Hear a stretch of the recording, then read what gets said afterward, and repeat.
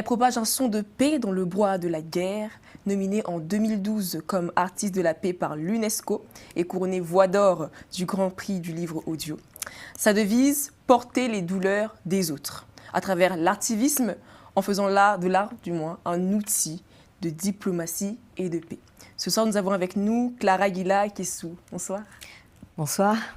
Alors, si on résume bien, c'est que vous êtes là pour nous parler de votre travail d'activiste auprès des femmes à l'est de la RDC victimes de violences sexuelles, notamment victimes de viols qui, on le sait, utilisés comme une arme de guerre.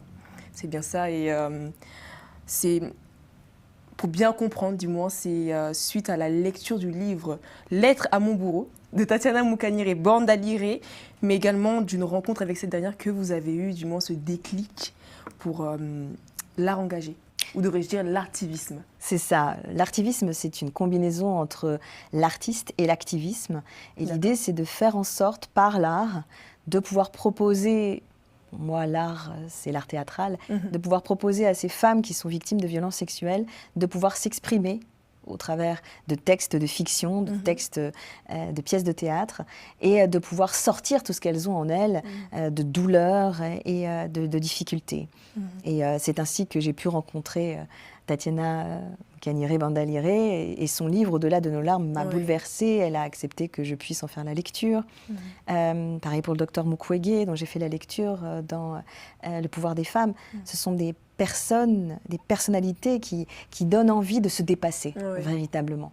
Et la comédienne que je suis et l'activiste que je suis a toujours voulu essayer d'aller plus loin en provoquant cette catharsis. Quand on utilise le théâtre, d'une certaine manière, quand on utilise l'art aussi, eh bien, c'est une sorte de capacité de la personne de se dire « je suis dans un terrain sécurisé ». C'est pas moi qui parle, c'est le personnage de théâtre. Et du coup, eh bien, ça parle. L'intérieur peut sortir sa douleur, peut se libérer exactement et faire acte de résilience. Oui, tout à fait. Récit d'ailleurs, un livre d'ailleurs très dur à lire, hein, Au-delà de nos larmes. Tout à fait. Au-delà de nos larmes, et vous avez cité Lettre à mon bourreau, qui est une lettre adressée directement à son violeur. Et il faut un courage incroyable, surtout dans la capacité qu'elle a de rester d'une sérénité incroyable, en disant qu'elle n'oubliera pas, mais que ce n'est plus lui qui est le problème. Le problème, ce sont tous les autres qui veulent faire comme lui et qui continuent à faire comme lui en utilisant le viol comme arme de guerre, encore aujourd'hui. Et donc, c'est donc ce travail de libération que vous faites auprès des femmes. Et donc, dans quel territoire, enfin, dans quelle zone exactement à l'Est est-ce que vous opérez? Alors, bien sûr, il y a l'hôpital Panzi, qui est assez important. Et j'ai découvert le travail exceptionnel aussi de cette femme qui était, qui ne l'est plus tout récemment, ministre des Droits humains. Elle s'appelle Chantal Chambou-Mwavita, qui, elle, fait aussi un énorme travail au niveau du Congo pour non seulement aider les mamans victimes de violences, mais aussi les aider dans l'accouchement. Il faut savoir que ces femmes qui ont été victimes de violences sexuelles ne peuvent plus retourner dans leur famille parce qu'elles sont objets de honte. Elles sont l'objet de honte non seulement pour elles, mais pour toute leur famille. Elles sont donc rejetées. Et c'est vrai que... Doublement victimes. Doublement victimes.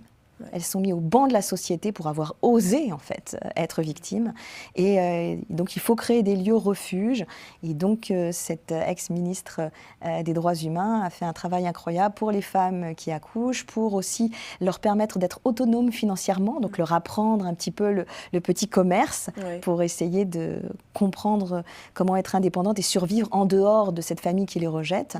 Et je mets bien sûr en lien le travail qu'elle fait avec le fabuleux travail de City of Joy, la Cité de la Joie, qui a été mis en place par Ève Ensler, l'auteur des Monologues du vagin, et qui propose cette ville refuge de femmes victimes de violences par l'art-thérapie, en leur proposant d'avoir une prise en charge des enfants, mais aussi de se reconstruire par la danse, le chant et le théâtre.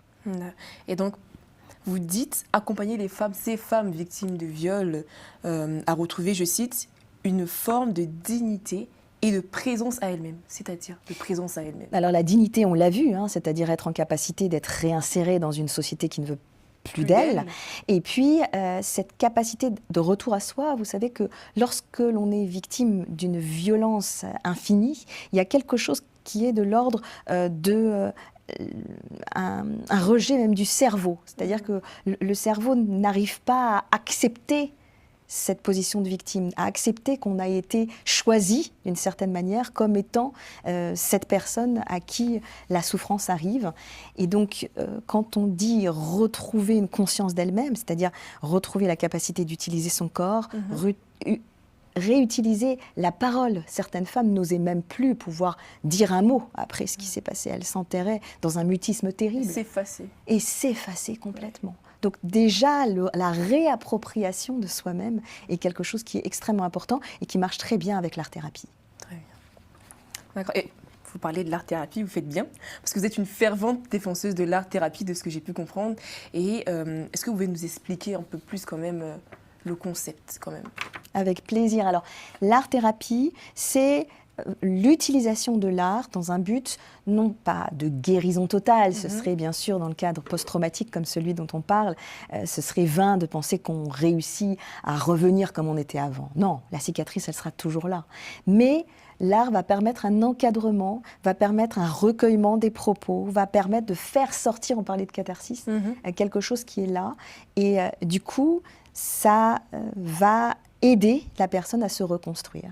Et donc, c'est dans ce cadre-là, justement, d'art-thérapie que j'ai voulu enregistrer cette chanson de Mothers of the Earth, les mamans de la Terre, exactement, que vous allez voir, parce que c'est un lien pour moi important d'utiliser l'art pour permettre aux autres de pouvoir s'exprimer. Et toujours dans l'art-thérapie, vous disiez que dans la société française, c'était un peu dur de l'intégrer.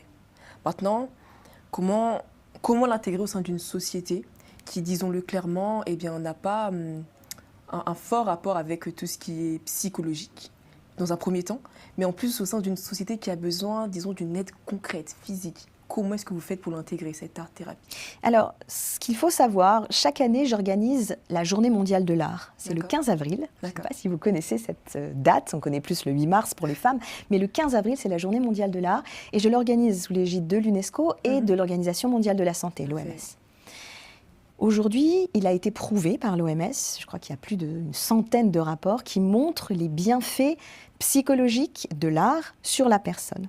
Au point où, et ça nous vient du Canada, il existe des prescriptions médicales, vous le dites vous-même, certains médecins prescrivent, plutôt que de tout de suite penser chimique, avec des médicaments lourds, encore une fois, je ne dis pas qu'ils doivent être remplacés, mais accompagnés. Plutôt, quand on sent qu'une personne est sur une pente dépressive, de tout de suite prescrire un antidépresseur, on prescrit des séances muséales. Donc, on va proposer à la personne de pouvoir aller s'immerger dans le monde du beau, dans le monde de l'artistique, pour essayer de trouver une capacité à la fois d'expression et puis de méditation. Il faut savoir qu'il y a ces deux côtés, à la fois dans l'art, un côté immersif et un côté méditatif. Et ce qui est intéressant, c'est qu'aujourd'hui, c'est vrai qu'en France, on a toujours beaucoup de mal à savoir quel est le statut de l'art-thérapeute, comment essayer de faire en sorte que l'art-thérapie ne soit pas vue comme une menace au laboratoire, etc.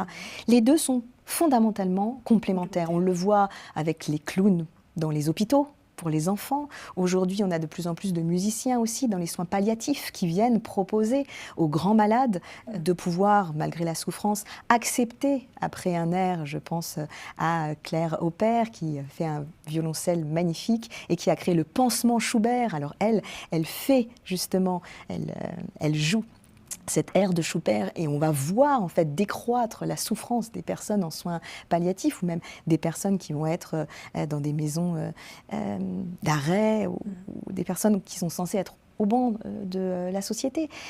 Donc aujourd'hui, l'art-thérapie a un statut plus que reconnu. Il faut ne pas en avoir peur et comprendre que c'est une mission, je dirais, de bien-être et de soins comme une autre qui doit être prise en considération en priorité. Très bien, donc soigner par le beau.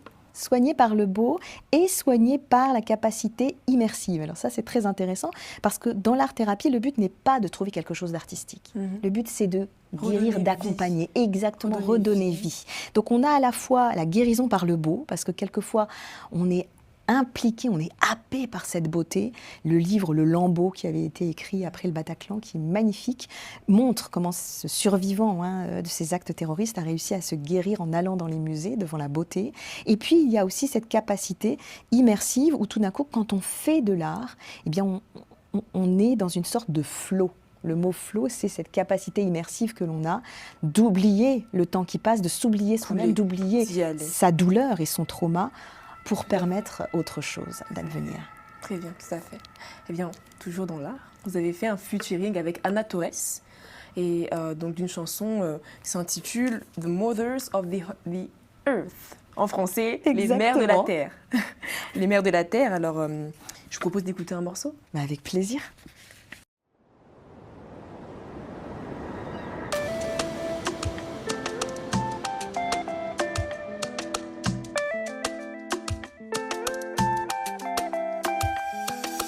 How to be a woman who brings a dream to life and still be the one who did all and survives. How to stand in the storm with no one and not fade away. Who will teach us how to fight with love and grace? Not give up. I'm a mother of the earth. I'm a mother of the earth.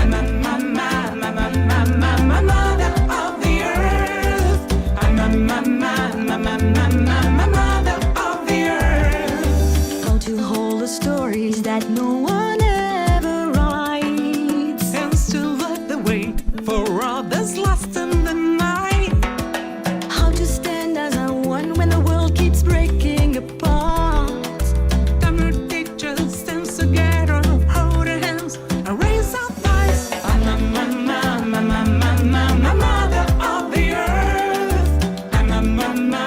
the earth. Et c'était The Mothers of the Earth de Clara Aguilar Quesus et Ana Torres. En tout cas, bien pour finir, j'avais une dernière question pour vous. Est-ce qu'il y aurait peut-être des projets en collaboration avec les autorités locales ? Alors justement, j'avais ce projet avec cette ministre des Droits humains. D'ailleurs, le clip que vous venez de voir a pour but de lever des fonds pour l'association dont je vous ai parlé. Et la merveilleuse chanteuse Ana Torres a répondu présente lorsque je lui ai proposé. Donc c'était l'autorité locale avec laquelle je travaillais essentiellement. Après, bien sûr, il y a l'hôpital Panzi avec lequel je veux vraiment insister qu'il faut absolument prendre en considération par rapport au merveilleux travail qu'ils font, la Cité de la Joie également.